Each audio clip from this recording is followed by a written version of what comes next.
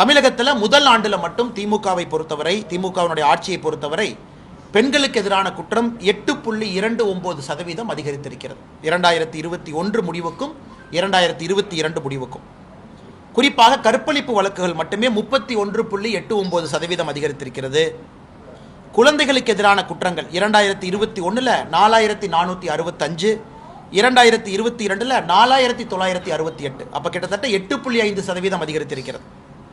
2024 வந்திருக்கக்கூடிய குழந்தை திருமண புகார் பார்த்தீங்கன்னா 2023 பார்க்கும் பொழுது 2024 55.6% அதிகரித்திருக்கிறது.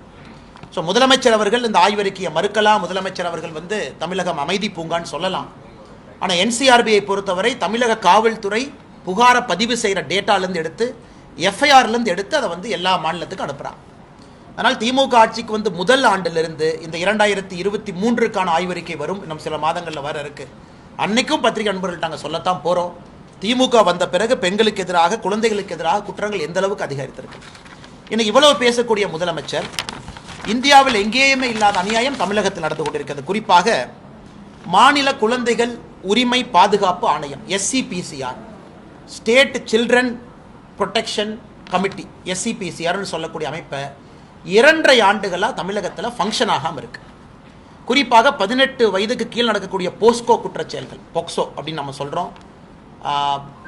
சிறார்கள் ஒரு சிறைக்கு போகிறாங்கன்னா கண்காணிக்க வேண்டிய பொறுப்பு இந்த SCPCR அமைப்புக்கு இருக்கு. SCPCR அமைப்பு, மாநில குழந்தைகள் உரிமை பாதுகாப்பு ஆணையம் 2.5 ஆண்டுகளாக தமிழகத்தில் செயலிழந்திருக்கு. தலைவர் இல்லை, கோர்ட்டு பிரச்சனை, புதிய கமிட்டி அவங்க போடல. அப்படி இருக்கும் பொழுது குழந்தைகளுக்கு எதிரான குற்றச்செயலை யாரு கண்காணிக்க போறாங்க? இவ்வளவு பேசக்கூடிய முதலமைச்சர், காவல்துறையை கையிலே வைத்திருக்கக்கூடிய முதலமைச்சர், தமிழகத்தில் ஒரு முக்கியமான கான்ஸ்டிடியூஷனல் பாடி SCPCR இன்னைக்கு ஃபங்க்ஷன் ஆகாம தமிழகத்தில் இருக்கு. இதுவும் முதலமைச்சர் கவனத்தில் இருக்கா இல்லை முதலமைச்சர் தெரியலையா?